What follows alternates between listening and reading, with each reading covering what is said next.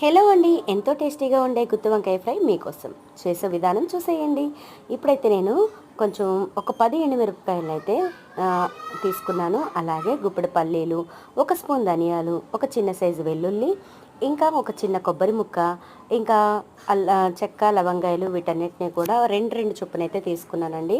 వాటితో పాటు నేనైతే కొంచెం చిన్న కొబ్బరి ముక్కను కూడా అలాగే వీటన్నిటిని కూడా పొడి పట్టేసుకోవాలి. అది పొడి పట్టి పక్కన పెట్టుకున్న తర్వాత ఇక్కడ చూసారా, నేను వంకాయలకి పుచ్చు లేకుండా చూసుకొని ఉప్పు రాసి వీటన్నిటిని కూడా చక్కగా ఆయిల్లో వేసి ఫ్రై చేసుకోవాలన్నమాట. అవి మెత్తబడే వరకు. వంకాయ ముక్క రుచిగా ఉండాలి కదా, అందుకోసం.